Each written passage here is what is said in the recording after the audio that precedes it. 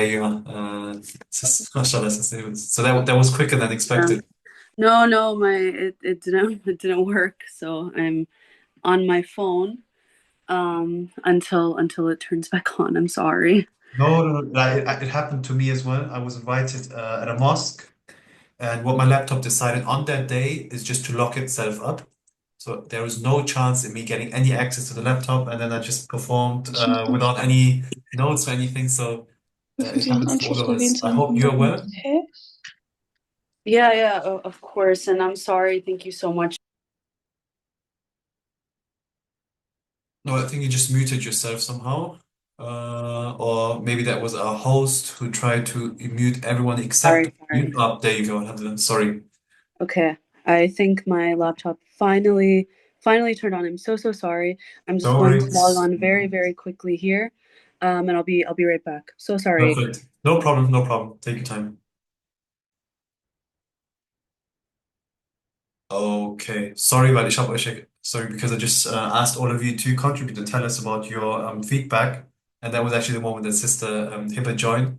So inshallah, we put that to the end. Inshallah, in a few seconds or minutes, Sister Hiba is going to be back with us. And then first, we're going to contribute by having an interview with her and also her insights.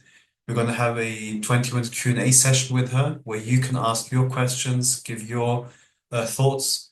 And then also, inshallah, at the end, then you can talk about what you like the most, what you would like to hear about more, what maybe you were lacking as a topic or also as a speaker. And in that regard, inshallah, we're going to continue to try to make it better so that we can fit the needs of our community. So, mashallah, Sister Hiba is looking good. Hello. Hi. Yes, I am good now. Okay, alhamdulillah, alhamdulillah. Right, we made it. So I'm just gonna set up the Instagram live as well in case someone's going to tune in from there.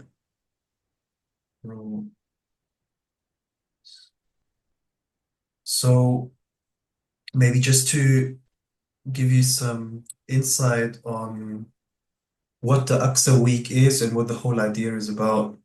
So Land of the Prophets had been initiated out of the circumstances that within the German-speaking context, meaning Switzerland, Germany, and Austria, we haven't been hearing nor have we been educated in any way when it comes to our role and also the status of the Holy Lands of Beit al-Maqdis, obviously referring to Palestine as a majority of it, parts of it being in Jordan, parts of it being in Syria, and so forth. And this was basically the initial starting ground by where we said, okay, we're not getting any knowledge from the imamate, nor any advisory. So we need to come up with our own. And then the Aqsa week itself is a week that has been dedicated just for the purpose of trying to holistically talk about the special week in Rajab on which the Prophet ﷺ undertook his journey from Mecca to Bayt al-Maqdis and Masjid al-Aqsa. And especially out of the context that this week is being celebrated, especially in the majority of Turkish mosques in Germany, whilst at the same time no one is even putting the word Palestine or Masjid al-Aqsa in the mouth. So it has been reduced to a solely spiritual, maybe even religious event. I believe that this is maybe also part of the problem that we're contributing to. But before we even get into the topic, maybe for the viewers who've tuned in, for those who have not maybe come upon the works of Sister Hiba. Sister Hiba is, mashallah, one of our community members who has been contributing relentlessly for the cause of justice, not just in Palestine, but also especially in Germany and also in other regions regardless of her background from being in America, she's not shying off to even give speeches in German. So we see with your debut in Heidelberg as far, or Mannheim was that, right? Yes, I gave one bad speech in German and one. Okay, mashallah. So not even that being a barrier, but rather used as a momentum. We follow your work, and we're really appreciative of what you're doing and how you're doing it, being quite bluntly in regards to what should be spoken about, especially in times of where we as a community, and especially in regards to the Muslim institutions that we have in Germany, which quantitatively are quite big, but in regards to quality, lack substance. In that regard, maybe if you want to follow any of her work, please make sure that you first of all subscribe to her Instagram account, but also do make sure that you also visit several different news outlets such as Al Jazeera, Middle East Eye, and also on YouTube in regards to her works. There was one article specifically that caught my attention when you were speaking about travel organizations in Germany, meaning Muslim travel organizations that were at least taking people to Al-Aqsa, but were managing not to speak where taking them to. Can you maybe tell us a bit about more about that background and what made you put this into focus? Yeah, so okay, I have to first open up my open this up by saying I'm not a religious scholar. I'm not even an Islamic historian. I'm someone who has a lot of opinions, as most Palestinians tend to have. And something that I found as someone who is a part of the Muslim community in the United States primarily, and someone who has a very strong tie to the Holy Land. I felt, and my position and my opinion was in writing that article is that, in fact, I felt that, Muslims, if they are not abiding um, by boycotting Israeli goods and services, they're not truly invested in Palestinian liberation. If they don't know the history in which they're, simply traveling to, then I think that they shouldn't be actually going to Al-Aqsa because there has been a very, very concentrated effort to make Masjid al-Aqsa an entirely spiritual concept. Um, Diverted away from any connection to the people that maintain it, the people that protect it, the people that, die inside of it. So I always felt, and this, as someone who can't go to Al-Aqsa with their family, like I cannot visit Al-Aqsa with my children who have Gaza papers or from my husband who has a passport from Gaza, even though he was born in Germany. And for that fact alone, I felt a sort of, I guess you could say, envy to Muslims who consistently travel to Jerusalem. But it was more than that because I felt that when these Muslims come back, they don't necessarily talk about Palestine. The travel organizations that take thousands of Muslims every year to Palestine are not invested in the movement, are not invested in liberation, and do not want to protect Masjid al-Aqsa in the way that do not want to protect Masjid al-Aqsa from the actual occupiers who are destroying it and destroying the people around it. Um, yeah, and that was really my point with that. It's not to say don't go to Al-Aqsa, but my point was if you're going to go to Palestine, if you're going to take the trip there, if you're going to visit the Holy Land and walk the paths that the prophets walked, um, at the very least understand who is there now, and at the very least make sure that you're not harming them. And yeah, this is apparently like a sort of radical concept, but that was where I was coming from, being very, very intentional with why you're choosing to go and what you want to take out of it and how you're actually benefiting the people around you. Did you ever get any feedback from the travel organization or any feedback at all? Were you No, none of them really wanted to speak with me, especially if especially when they realized I was sort of, criticizing them. A majority of them specifically point out that they're an apolitical organization, so that and in fact, I found that a few of them specifically prohibit talking about the occupation or apartheid during their visits with, the trips. So even if they stay in, like, let's say Palestinian-owned businesses, there were some travel organizations in the West who prohibited their own customers from interacting with the Palestinians that are living there. And that's and you know there's of course it's always a degree. It's not every organization is exactly the same. But I felt that it was at the end of the day, it was a way to make money, and Mm. unfortunately it's profiting off of the backs of Palestinians. Especially if you're not if you're going into Ben Gurion Airport, if you're going through Tel Aviv, if you're buying a if that Israeli visa is on your passport, if you're contributing to Israeli goods, if you're staying in an Israeli hotel, and then you're just praying Al-Aqsa. All right. Well, how much exactly are you, walking in the paths of the prophets if you are not yeah, if you don't understand that the true weight of what it means to you actually physically being able to enter there. And one of the major parts of this was, in fact, there's a huge Israeli tourism industry that's very specific to targeting Muslims to actually come to Jerusalem. So yes, there's two different things happening in Israel. The first is that you have the right radical extremist groups who are saying that they want to build the Temple Mount on top of the Aqsa, and they want to destroy. And then there's another side is like, no, Muslims can actually come yeah, we'll do normalization agreements with Dubai, with the UAE, we'll do normalization with Morocco, we'll do all these Abraham Accords. Of course you can come to our country and enjoy it and see its beauty.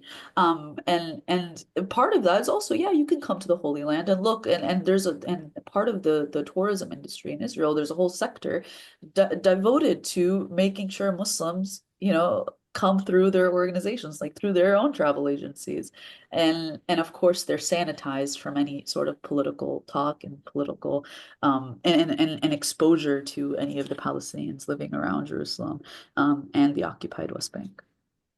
Well, that's really interesting what you're saying. I just add because you mentioned people who work for Al-Aqsa, people who protect for Al-Aqsa, people who have died for Al-Aqsa in regards to the people that protect Masjid Al-Aqsa from Palestine. That's something I'd like to add as Dr. Khalid Al-Awaisi, who was today interviewed by Brother Jalal from the Thinking Muslim, said that every Gazan family has a picture of Masjid Al-Aqsa within their house. So Mm. I think from what you have described it, you claimed that from your activistic side, it seems wrong, but I have to disagree with you, and I believe that it's coming from a religious side, as um, Sheikh Mohammed Hussein, who was vehemently against the fatwa of Sheikh Yusuf Qaradawi. Even he put down all of these conditions that you were talking about in regards to not visiting from Tel Aviv, which is a major topic. The second thing is completely divesting from any known Zionist organizations or businesses. And apart from that, ensuring that with every move you take, you're trying to support your brothers and sisters. So I think, yes, it is a visit to the Holy Land, but it's not holy what you're doing. And it's not a ziyarah, and it's definitely not ribat, as even those that are there who know about the opinion that one shouldn't go once it is occupied are always saying, but if you do come, please make sure you enlist to these. My second question would be in regard to the organizations. Okay, they're not giving any feedback to you. Have they had any changes on their websites after the publishing of your article?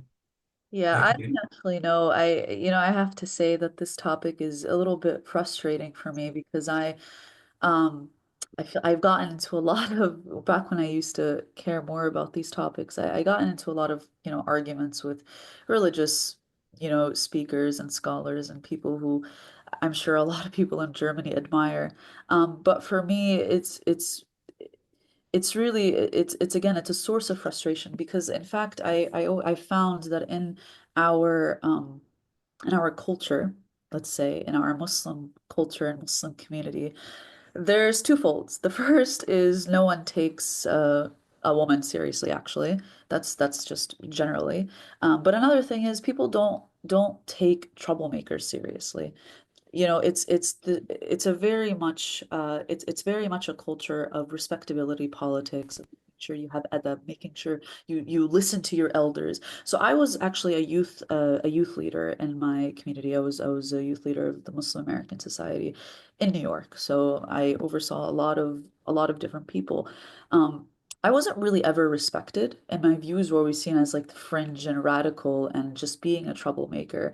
Um, and and so I again like I bring this up because there is this culture now to sort of respect authority, right?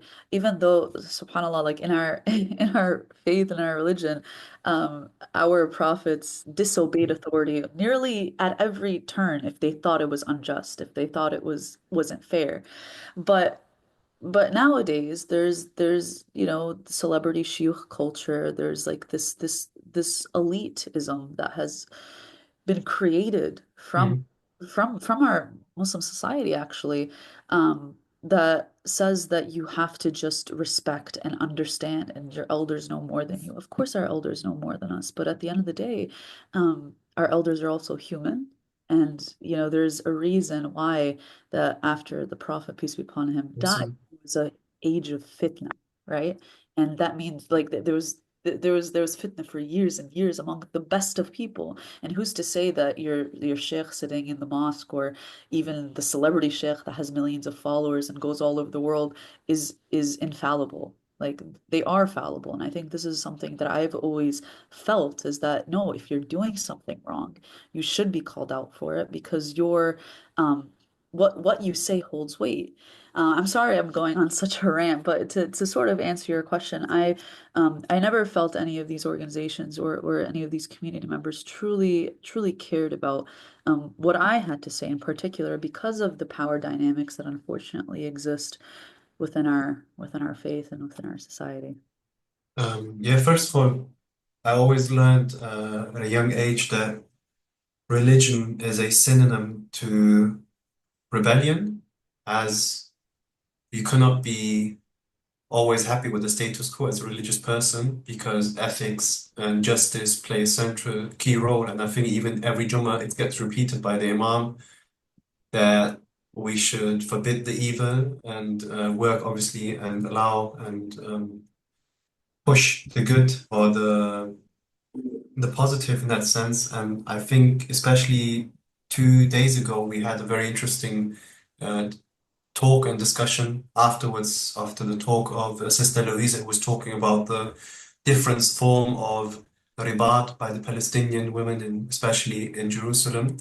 And we afterwards had a discussion on how it comes that usually, even within this Aqsa week, the majority, and I'm not talking about 70 or 80%, we're talking about plus 90 to 95% of participants are actually sisters. And at the same time, that those remaining guys, and Alhamdulillah, Jazakallah for the guys that are partaking, so we're not going to put any stress onto them.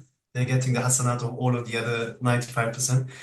Um, how still a lot of women are facing major injustices at the mosque when it comes to shared spaces, when it comes to giving at least easy, accessible access to the mosque, forget once being in there. So I think not just this factor, but especially the situation that we're facing since over 14 or 15 months now, with the situation of Palestine has a lot of has caused a lot of questioning within the Muslim community in regards to our institutions. And that's, I mean, also the main topic of today, which we're going, inshallah, later going to go into as well. But I can sense that, and it also reminds me of the curse of Cassandra, because when you're trying to pinpoint something, it sometimes matters more who you are Yeah. opposite to what you're actually saying. So depending on what standing you have or which standing you don't have, it's going to be either considered or laughed at. And that's a sad reality we're facing. And even if we can't change it now, to at least accept that this is happening and not to brush it under the carpet and then just claim everything is fine. Why is at the same time people are highly frustrated with the management of the mosque or even the leadership? And it's interesting, even the last point that you mentioned when it comes to age is very interesting, as when the Prophet ﷺ was dying, he sent out a young Sahabi to liberate the lands of the Holy Lands. And or even the Sahaba were considering following him or not because he was so young. So when it really comes to believing and maybe romanticizing also the Sahaba and how they were, and that even they had issues among each other, maybe different opinions on things, just not aims at trying to make them look bad, but just trying to be more realistic so that we get away from romanticism, where we're believing that everything will just be amazing because we follow Islam and we're all going to have one opinion on everything and one outcome. I think that has a major role to play, and maybe also the way that we've been educated about our religion has probably or mainly contributed to the status quo that we're in. Um, talking about the status quo that we're in right now, as someone who has lived in America for the majority of your life, correct? I believe so. Okay. Um, in comparison to Germany, we, especially as you mentioned, we look up to a lot of the shuyukh that you maybe intended to talk about without giving any names. Obviously, we have a different, very different perspective to the Americas when it comes to how Islam works there, how many great imams there are, this and that. But if you live there, obviously it's a different reality. Um, when it comes to pre-7th October and even the years between, I mean, you were, I assume, present 2014 in America when Protective Edge happened. In comparison to what's happening right now here and how we perceive America, what is the situation like in America with the Muslim community? Are their political capitals utilized? Are they aware of their power? What are their tools and how do they use them? So, um, of course, my criticisms that it's not a blanket generalization, first off. Like there's since I left actually, there has been the same organizations that I mentioned before are have been leading pro-Palestinian protests, have had their own section of the encampments in Columbia University, like literally in Columbia University, there was a whole part of it that had Muslim American Society, like as a sign, like for youth from the community, we're very much a part of it. There are new youth leaders that are doing absolutely amazing work and using the mosque spaces as political gatherings, to educate people. So it's gotten a lot better, and in America they have the privilege and liberty to be able to use those mosques now as political organizing spaces, whereas before and here in Germany that's actually practically impossible. If you use a mosque in Germany as an organizing space, that mosque could possibly be shut down. And as we've seen the last few months, there have been a couple of mosques that have been shut down for far, far less. So as as a part of that, of course, like it's gotten a lot better. There are Muslim organizations, lawyer groups that do have political capital. There are literal cities that are able to influence elections, as we've seen in the last one. I mean, the state of Michigan, which is overwhelmingly Arab and migrant, did not, you know, vote for Kamala Harris. Um, and that had a big role actually to play in the election. So it's of course it's different, and they do have more power and they do have more capital, but I have to say that it's also like there's a lot of faults too. There's a lot of faults, and you've mentioned some of them. But I think that okay, here's what I really want to say. I think faith and religion can be used, I don't think Muslims are very special in any way when it comes to us as humans. I think we could use faith for a lot of different reasons. We could use faith to justify our like fascist ideologies. We could use faith to justify our just ideologies. We could sort of contextualize and cherry pick to be a cult almost actually. Like Mhm. I really believe that us as Muslims are not special in that way. That I, Mhm. I truly believe that some people feel that they could use their faith almost as a cult, like as a cult following, and therefore they could use scripture to influence people in the ways that they want. Mhm. I really so I believe that there are a lot of very reactionary forces that are pushing specific narratives. You said don't mention names, but I honestly don't mind mentioning names. Like, one very big one that I believe is a danger to society, a danger to youth, a danger to the Muslim community is Hamza Yusuf. And I know that he is loved by people in Germany because they don't understand the context and the power that he has to influence people. And the most specific and the most deranged and disgusting thing that I felt coming from someone who was so revered to me and people around me was that he looks down on the Palestinian people in a way that I haven't seen a Muslim scholar do in a far long time. He specifically sort of blames the Palestinians for their own faults. He thinks that fighting back against an occupation is antithetical to Islam and antithetical to peace.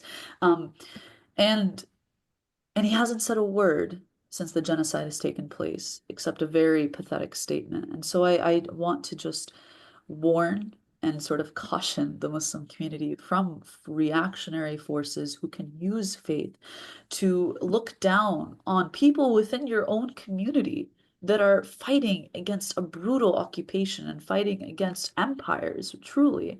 Um, something that something that I realized the last 480 days of however long this genocide has taken place is that the Palestinian people in Gaza have more faith than anyone that I know outside of it. Like, and I believe that anyone who suggests that we don't stand in complete solidarity, don't push and fight alongside them, the most we absolutely can is a reactionary force that is using their faith as more of a cult following than actually delivering on justice and wanting peace and stability and justice and for their people and for their brothers and sisters. So, I know that's such a long-winded answer, but yeah, I feel like you could see my frustrations. Um, but yeah, it's the Muslim community in the United States, in Europe, wherever it is, um, you need to understand and you need to sort of get out of this celebrity culture and just center yourself, in your faith and go back to the basics. The people that walked this earth hundreds of years before us who are, you know, exemplary, the perfect of humans. We're revolutionaries. Let's just put that out there. We're people who they were troublemakers. They were people that challenged society and they were people that did not give in to the status quo. And every time I remind myself of that, I sort of try to continue. Um, yeah, but Yeah. Actually, you became quite personal with mentioning the specific name of the scholar, because I personally have for the last 11 years been, if I'd say following the work, it would be too less, but to be honest, someone who was, I think, if I'd say majority is too less, I would say like 90 to yeah, 85% of my education and interest for the religion have been through Sheikh Hamza Yusuf. However, with the two statements that were given last year, one of it being, I think you mean the one at the RIS, where it was all about suffering in silence, I think. And then there was a second statement that was issued in regards to the splitting of Al-Aqsa. It's okay to have some part of it, and it's a big space, right? So everyone can have his space. It really plays down to the narrative that you were just describing in regards to the two groups of Zionists, one of it being trying to kick you out, the other saying, come to my place, I can give you part of it. And I think, especially considering his take on revolutionaries and Muslim leaders such as Omar Mukhtar and Al-Jazairi, these have all been people that he's been praising. So it just doesn't make any sense to me. And I think this is something that he's been criticized for even for a long time, especially in his links to the UAE and other forums. So in that regards, yes, I'm too very, very hurt from this, and I can't match grounds anymore. It's so bad of a taste that if there's one thing this Ummah should have been speaking about, regardless whether you're Shia or Sunni, and that's the beauty of it. It's really connecting. it should have been the situation and the genocide in Gaza. And if you haven't utilized your platform for that, that have been entrusted to you, then it's really questionable how if we should support and continue to support institutions or scholars as such. So I sadly can only agree with that point you've mentioned, and I think especially when you talk about a certain cult around people and the followingship of them, it's really interesting how you talked about infallibility, that even we as Sunnis have an infallibility syndrome. It's not just a Shia syndrome on the infallibility of imams, but no, we have infallibility of our imams Yeah, of in that course. sense. And apart from this, it's also quite interesting when it comes to the commercialization of pain, whether it's being through tourism in Al-Aqsa Mm. and not visiting any areas around Al-Aqsa, not having any mission to actually be there for Ribat. But apart from this, also the major scams that have been happening just around charity in Gaza. Yeah. A, Yes. lo- Mm. a lot of people have slightly indicated that it's actually a big scam on even how quite big scholars are charging, how would you say, like a commission for anything that they're fundraising for. Um, I, I'm not too sure whether this is also happening in Germany, but I've heard about it through direct contact through a charity in Canada about it. And so yeah, it's a major breach of trust, I think, from what we perceive and what reality is. Yeah. No, yeah, I 100% completely agree with you. Um, I do have to say though, like I sometimes us as people who are, let's say, Arab or Desi or whichever, nationality, sometimes we don't realize we sometimes we don't sort of understand the trends, right? You kind of sort of could say, yeah, it's sad. For me, it's not so much sad, right? It's like you take knowledge from someone, but again, like we have to continuously understand that people are just infallible. I could just give one small example of this. Uh, someone I won't name him here. You could just read my article if you're curious. But I wrote an article for Al Jazeera where I specifically, criticized a mosque in Texas. This was during the time when George Floyd was murdered. They decided, despite thousands of people signing, uh, a petition against this, decided to have the police chaplain to enter their mosque, and in that conversation wanted to recruit Muslim police officers to to be a part of like their organization. And it was just a very, very tasteless event that took place.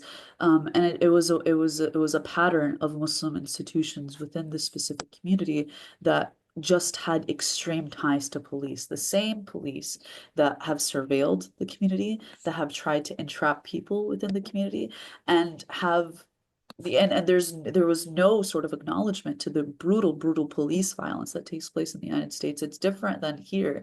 Yes, you see police violence in Berlin where they beat up protesters and arrest them, but in the United States they just kill them, like, and specifically they kill Black men. And this was the case with George Floyd, who was murdered, ironically, in front of a Palestinian deli. And this sort of plays a part of it. That deli are the ones who called the police on them, on this individual that led to his death. And and again, I wrote an article about the situation, about sort of, don't interact with police. Be cognizant of the Muslim community that are also Black Americans. Sort of just understand the injustice that is taking place within your own country. Understand that these are also your brothers and sisters. Understand there's an entire system that's contributing to their subjugation and violence as well.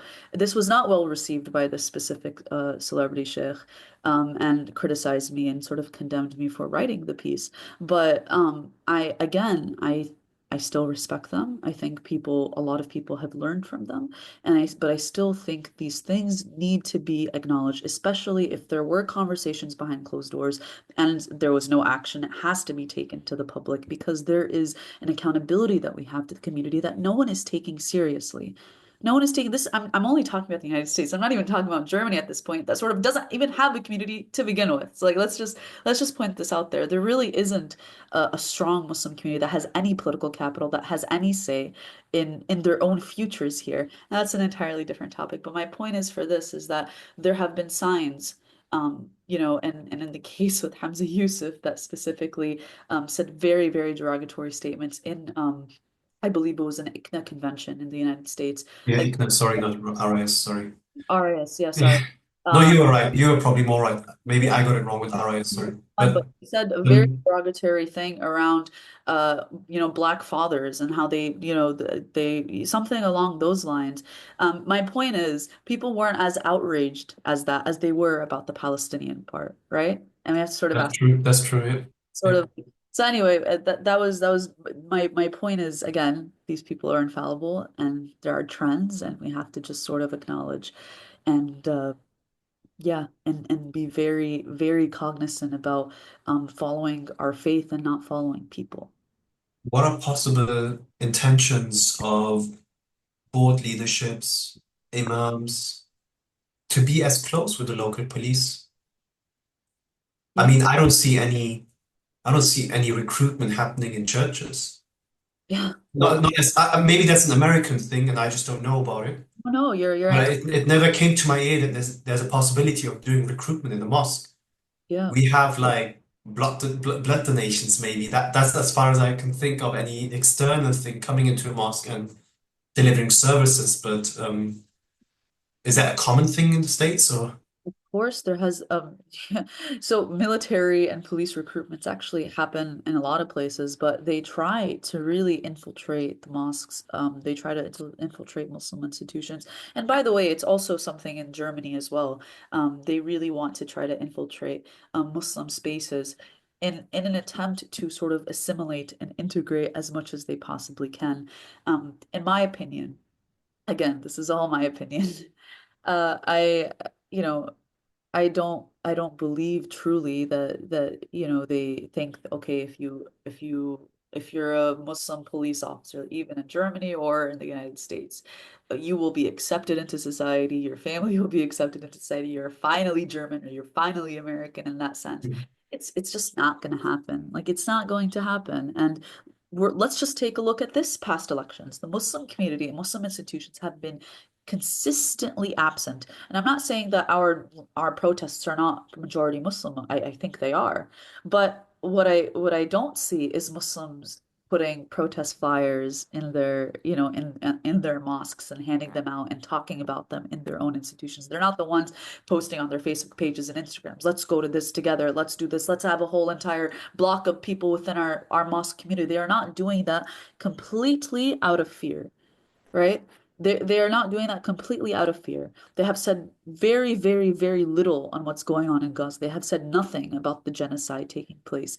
Um, of course, there's a history to that where there was, a lot of police raids at mosque boards and imams and scholars and shuyukh. And of course, I'm not denying this.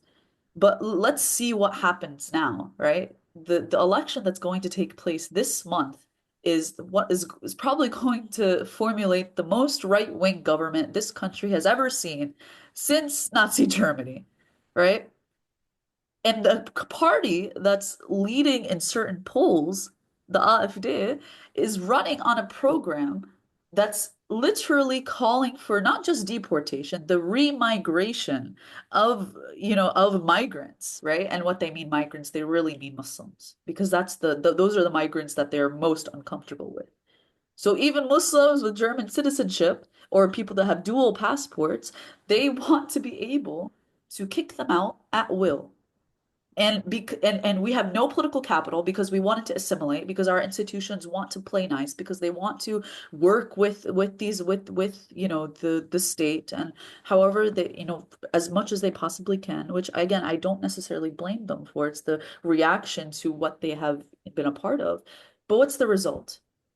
The result is there's no political capital. The result is there's the most right-wing country, and we have actually no say in all in how to protect our own communities, because the moment we do have a say in how do we protect these communities, our mosque is shut down, or our institutions are shut down, or we're arrested or slandered or whatever it is. So what did we do all this for? I don't know. Like and I'm not to say I even have a solution, because if it was up to me, abandon the mosque completely. Do your Friday prayers out in the streets. That's my position. But I know this is really hard for a lot of people that seek refuge and having complete. I would have joined you in that idea, especially when they shut down the Shia community in Hamburg. However, none of the Sunni mosques have joined that call, nor have they shown any solidarity, thinking another Shia mosque has been off the list, so we are fine. But I know from the two major Turkish institutions that they're obviously in fear based on the fact that they could be not just taken off the, how's it called, there's a form where you basically, as a fa'ain or a, not like charity, but like an organization, you have like, in regards to taxes, some preferences and you're like slightly deducted. However, they also have a lot of property here, which they own, which are the mosques themselves, and they fear that they could lose them if they get confiscated. Of course, yeah. And it's so interesting because considering how our religion was initiated and how till this day our brothers and sisters in Palestine could be holding on to their homes as well, the physical structure at least, but they understand that this has all been given on the path for liberation, on the path for protecting Al-Aqsa, on the path for creating a time and a place where everyone can be in freedom and justice. So I believe that somehow we in Germany have come to a point where it's just about not just self-assurance, but just for the sole purpose of existence, where you're on such a survival mode. I would have got that point if you were the first generation to establish the institution. However, that is not the fact, as we're talking about now the second and the third generations of Muslims running these institutions, but still with the same mindset of not using any of their political capital.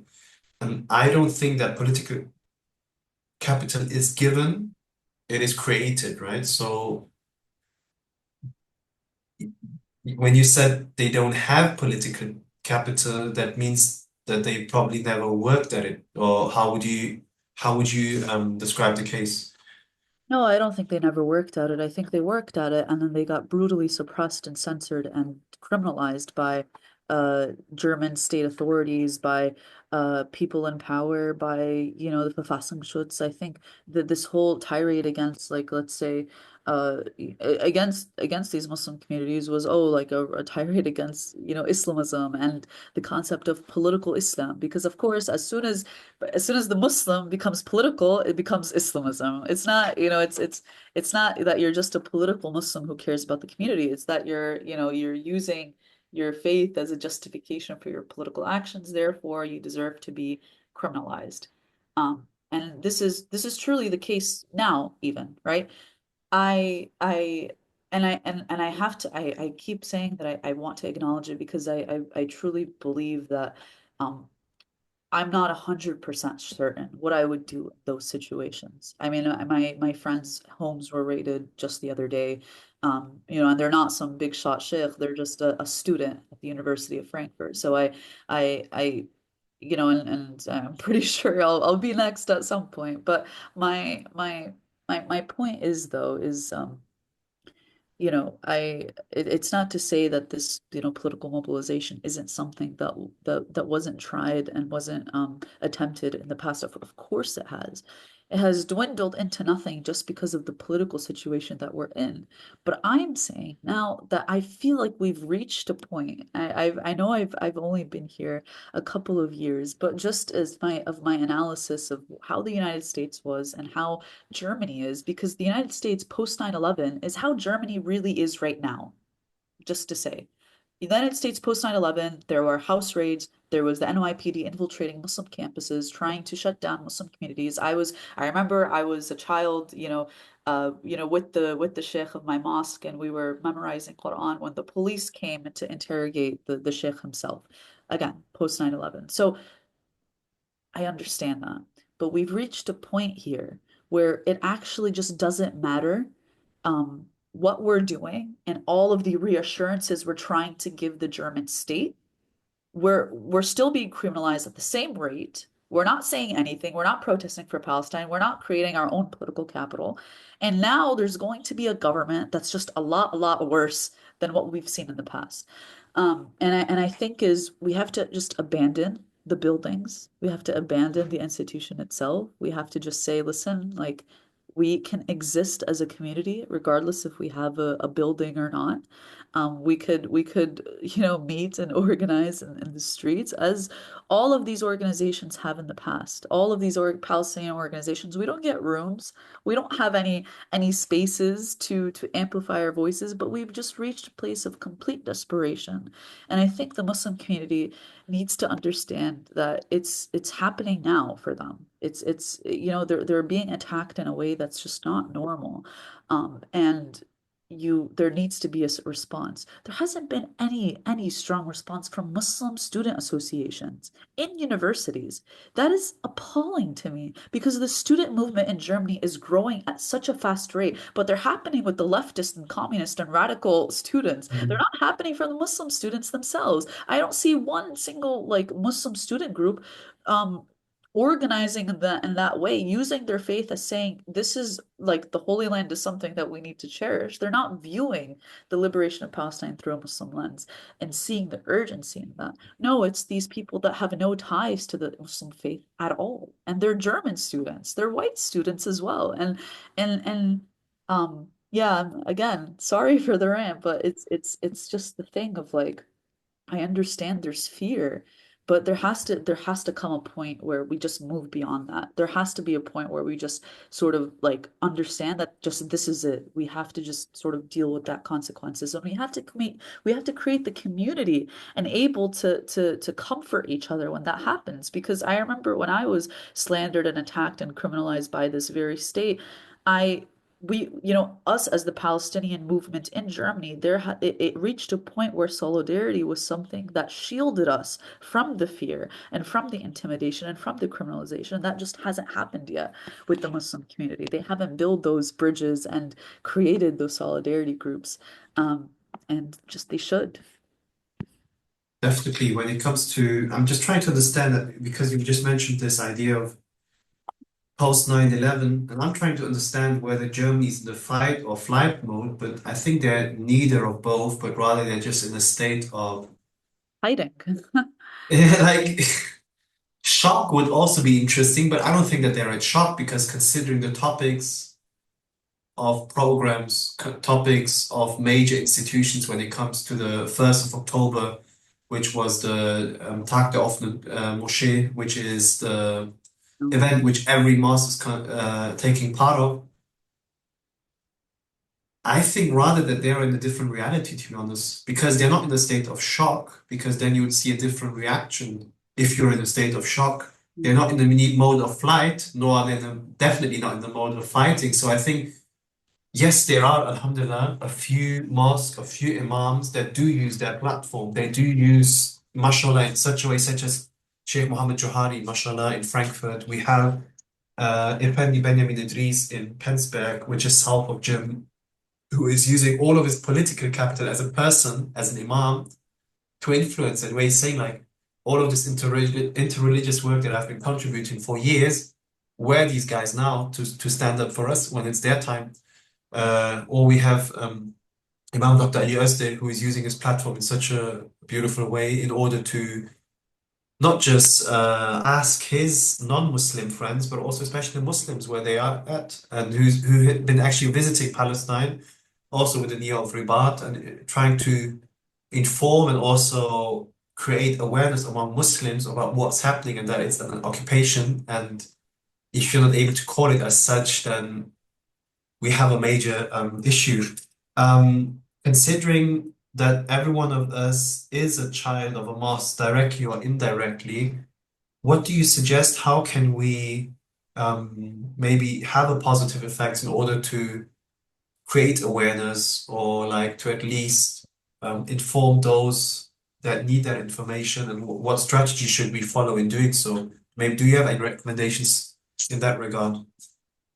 You know, yeah, I mean, I guess for me it really comes down to just a few things. The first is making sure you have community, making sure you have people to rely on if you ever want to be a part of political organizing, wanting to influence things within your own Muslim community is just to make sure you have a solid foundation of people that can support you.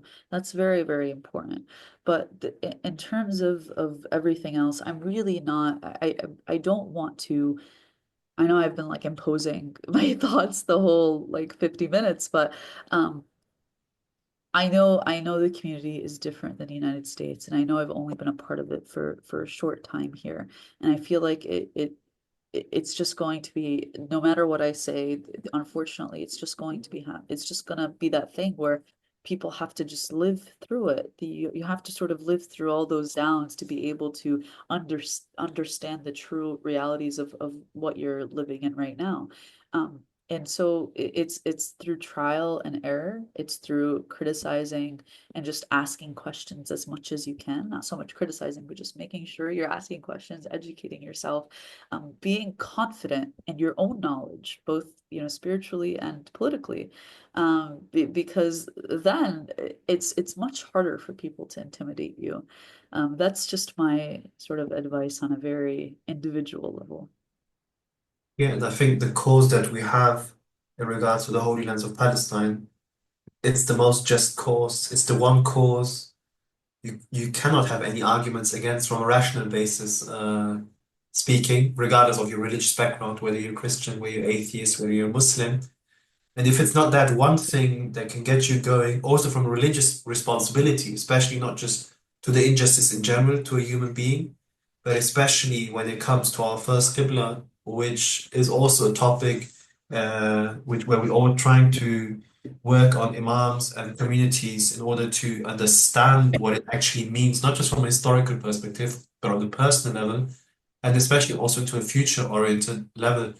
Um, first of all, thank you for that, and then especially considering the quote of Malcolm X, rahimahullah, who said that rights are fought for, they're not given. So Yeah, I think growing always comes along with pain. You have two children, mashallah, may Allah bless them.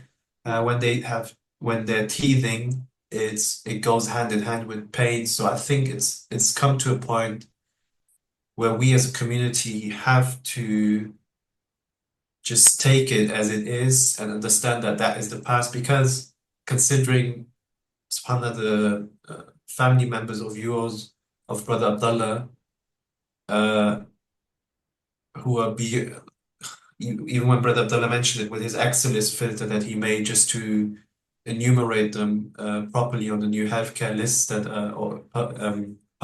publicized by the government. It's not a matter of whether we like it or we want it, but it's a matter of that we have to. yeah, And if we don't stand up for that, then I think it's one of the greatest crises as an ummah within our lifetime. And we will be resurrected in the Holy Lands. And what would we say to those who have given their life, especially on this blessed day, with one of the greatest shaheed? Um, how are we going to stand any presence in their presence when we're standing on the same ground on Yom Al-Qiyamah in the Holy Lands? Um, yeah, like in considering your insights to the German scene, to the German state, and especially to the German community, the Muslim community, it's really interesting. And I think you shouldn't belittle your position as an outsider because many times the outsider has better insight than the people living within. Not in a general case, but what I mean by that is that we just know the system as it is. We think that is the norm. We think that this is the water. It's like asking a fish what is water. He's like, what do you mean? Like, yeah, so it does benefit us many times when we have people coming from outside, especially coming from different operating systems, and making us question whether and why we're working as we do. So I really appreciate your perspectives and especially also insights in viewing this. And then I'd like to move on to another very important talk or a point of today, which is your documentary that you have been working upon, State of Reason. Um, I think apart from deportation, remigration, and self-defense or Verteidigung, it would probably enlisted as the most spoken of word within the German society for the past 14 months. Can you maybe let us in on what it made you up to do the thing, where you're currently at, and when we will inshallah be blessed to be able to view it inshallah in the cinemas inshallah. Oh, okay. Yeah, I mean, I know a lot of people probably saw the rough cut. Um, I am sad to say that like nothing from the rough cut will probably be in the final film. Yeah, so it was very much sort of for the community here. Um, and I don't think it will be done for a while, only because I have changed the scope of the film. It's of course still about the reason of state, but something that I've realized in the making of the film, you know, the Deutsche Staatsräson, the protection of the state of Israel and justifying everything that the state does and to protect the state of Israel, my role as a journalist and just trying to figure out this answer of why Germany supports Israel in the way it does, I've turned myself into the target of that very same topic. And you know, if anyone who watched the 30-minute rough cut that I've screened in different cities, you know, sort of half of it I'm not really in it, the other half I'm in it because in the last half I've felt that um, I'm sort of becoming the one of the targets, the very subject and what I'm trying to discuss. And after the murder of people in my husband's family, and most particularly the closest one to me, which was his cousin Sama Abdel Hadi, who was murdered in her home at 14, this this this this sort of changed everything for me. And I sort of didn't become, I stopped being a journalist and I became someone who's trying to fight for the survival of the remaining members of my family and honestly fight for uh, my concept of returning to Gaza, returning to Palestine. And the thing that's in the way is the German reason of state, is the Deutsche Staatsräson. Um, so the scope of the film has sort of changed and it's changed in that direction. And I'm telling my story. And when I tell that, when I try to tell my story, it's a lot harder and it needs a lot more work and a lot more care. So it won't be done for a little bit, but because I'm working hard and trying to formulate the story and make it as powerful and tell the story of the people around me through my family's experience. So yeah, that's the update now. You know, and I hope though soon, you know, there's real progress, and I'm just very excited for what it will bring. Yeah, so first of all, for all of you members uh, that have returned to Allah subhanahu wa ta'ala as shaheed, as martyrs, may Allah subhanahu wa ta'ala accept them, grant you patience and also like solace, because it's one thing to know that you have a shaheed in the family, but it's another thing of talking about it and then living with it, which is also a major means by which people have a lot of pressure. So may Allah ease that on you. And we are certain they are not, their martyrdom hasn't been in vain, but anything good that we see now happening, it's based through their shahada. And in regards to your documentary, I can only respond by a German saying, which is like mit einem lachenden und einem weinenden Auge, with a crying eye and with a laughing eye, because knowing that it will be postponed is obviously sad.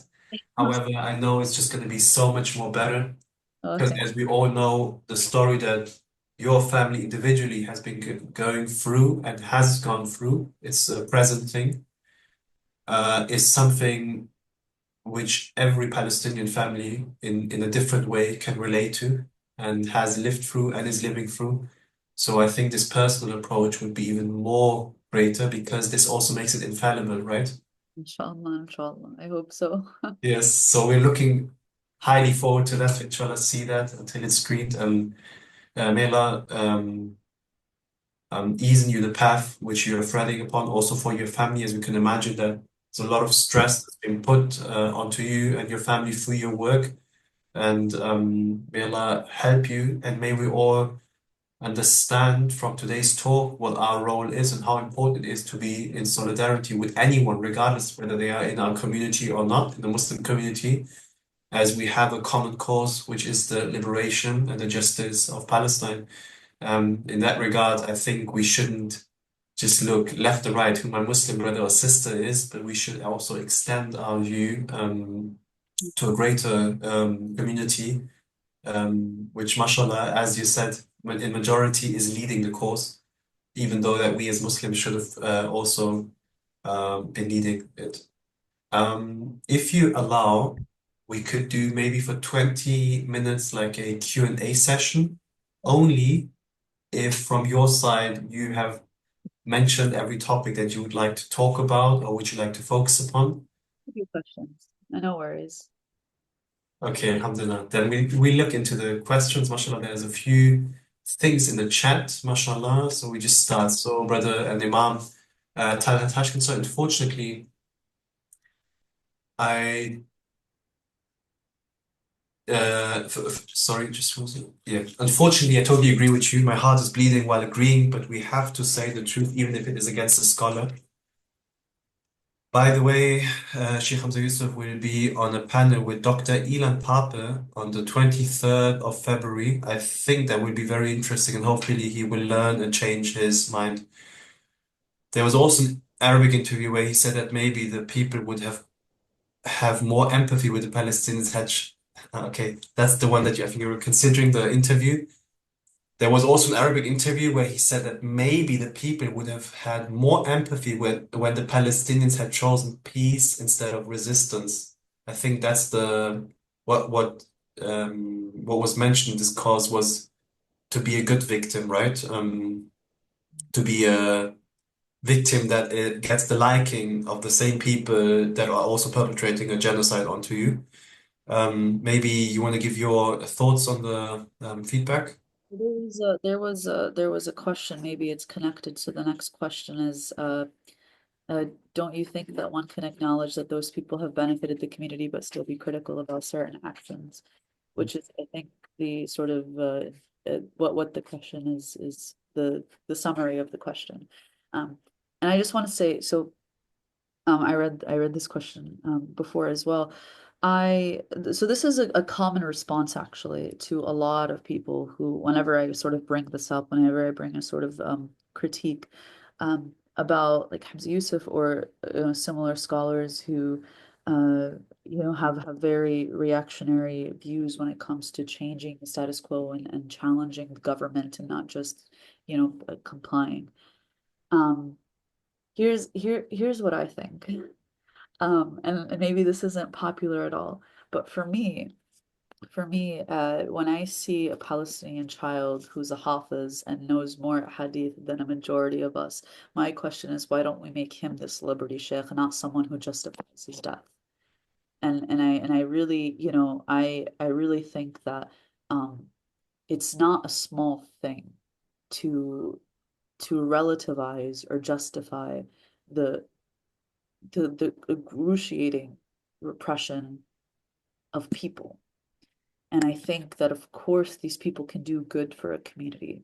But if they are justifying the deaths of an entire people facing annihilation and not standing in solidarity, you can seek that knowledge from someone else. This is my personal view.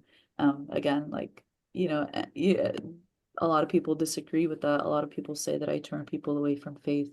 But this is again like my whole criticism of this entire structure is, why are we making people famous who have said things that are so antithetical to faith?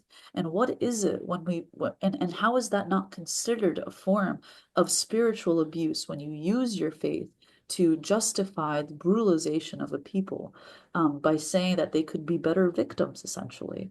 Why can't we make that child in Gaza who memorized the Quran, who knows a hadith, who knows his faith better than the average person in Germany? Why can't we make him the celebrity sheikh instead? It's an assumption that I think that we just really need to level with. The political implications of prompting someone up, of introducing this person to someone else, is creating a generation of reactionary youth, reactionary people who don't understand just how revolutionary their faith is. And I think that's much more dangerous than any of the knowledge that they could have given. In that regard, Brother Bara gave a very interesting comment. Mosques are currently resting on the fact that enough young people are coming up. Perhaps they will suffer a rude awakening like churches, which in fact consist of people over 60 and stand for nothing. We must make sure that mosques do not become monastery courtyards, shielded from the outside world. Such a good comment. That was my brother Bara. I can't even add on. He's exactly perfectly spot on. Um, Yeah, yeah, it's yeah, absolutely. Yeah, he probably said this times better than I could have. yeah. Yeah. And yeah, first of all, thank you, Omnia, for this comment. It's really important what you mentioned. As a lot of us are believing we should shield things, but even if our Prophet ﷺ has been, how would you say, reproached by Allah subhanahu wa ta'ala in Surah Abasa when he was not giving the intention to the blind man, but rather to the rich, influential Quraysh who may had political means but were of no interest on the spiritual side. He was, how would you say, he was warned about that. So I think if we don't take any parallels, not just from the story, but the fact that Allah subhanahu wa ta'ala even takes a Prophet ﷺ to accountability on certain things, not to say that that was any major or anything bad that he tried to do because he was doing it from a dawah perspective, then how can we believe that the inheritors of the Prophet ﷺ shouldn't be able to stand on the same ground? Because if we as a community cannot talk with them about those things which are not a minor thing but a major thing within a genocide, to just say they should just suffer in silence, or if they behave right enough as victims, then people would have sympathized with them and stopped bombing them, or maybe they would have sent some food. And I think it's not just problematic, it is misuse of your platform. And then especially, I think in regards to Al-Aqsa, if the Palestinians have been giving their life not just to safeguard Al-Aqsa, but to keep it as one, and now for Western scholars to come and say it is something that could be split up is just not just dangerous, but it's actually playing into those that do want to split it and then destroy it. So, yeah, may Allah guide us as a community and help us to deal with our shortcomings and make us aware of them and give us the power to change them in that regard. Are there any further questions or maybe even comments or things that you'd like to talk about? This is something to the audience.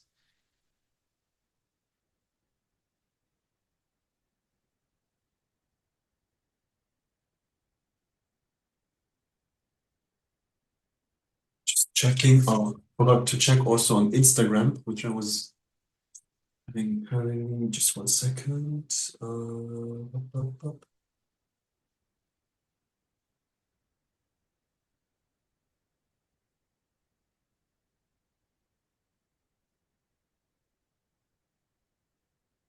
Could you shortly repeat what each of you think about visiting Palestine through Tel Aviv Ben Gurion Airport? If I understood correctly, you would have opposite opinions on that. Also, which travel which you both wholeheartedly recommend and align completely with your values. Is that a question? That's the question. Yeah, that was from Instagram. Would you like me to answer this one? Yeah, please. Yeah. Yeah, I totally believe that do not don't enter through Tel Aviv. I think this is such a very basic thing, I think. It's completely appropriate to you to enter from Jordan. It's you, well, first of all, you avoid the complete humiliation that goes into uh, going in from Tel Aviv, going in from Ben Gurion Airport, because they will, if especially if you're Palestinian or if you're too Muslim looking, you will, will get, very much yeah, interrogated and humiliated, as many people have in the past. But just as a more the second part of it was, does it align with my values? Is that what, like, traveling to Palestine? Is that what? No, the questions, it seemed, I think, as if we both have different opinions in regards to that topic. And if you could wholeheartedly recommend a organization, you you both wholeheartedly recommend that align completely with your values. Like, I think it's a question in regards to a recommendation to a travel organization that does. Yeah. So I actually so there are travel organizations that are more missions to Palestine, so political organizing missions to Palestine, like human rights missions, that I feel is, better spent. Because of course you can go to the Holy Land, you can go to Al-Aqsa, and also you go to the West Bank and talk to real Palestinians and sit down and have dinner with community leaders and truly understand the political situation. I very much prefer Muslims to go with these political missions to Palestine, with these human rights organizations that are that the sole purpose is to push you to see the occupation, to see the apartheid, and witness, be a witness. That one of the most important parts of my article that I mentioned to Al Jazeera was, you must be a witness to the occupation, because Palestinians want you to be a witness. You see the occupation and then you go back to your own country, and as a witness you talk about what you've seen and how you can fight for them. But like you're now someone who is a witness to the crimes of an occupation. Now you can go and do something about it. So I very much prefer going with these political missions than these than travel agencies. But of course, I'm not sure how accessible those political missions are actually. They probably go every quarter. They don't go as often as travel organizations do. So and in terms of travel organizations, I actually don't have, I don't really don't have one in mind. Okay. First of all, thank you. From my side, it's not as though that I support going through Tel Aviv, even though that the travel organization that in March I will be leading a group with is going through Tel Aviv, but that comes more from a, how would you say, like a practical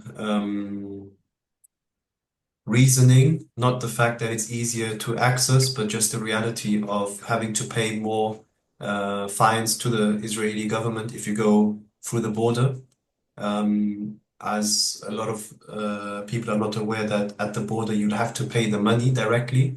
So it's obviously, yes, through your ticket that you're buying, regardless of which airline you're taking, obviously some of that money is going to the airport. That's no doubt about that. But on top of that, you're also paying at the border.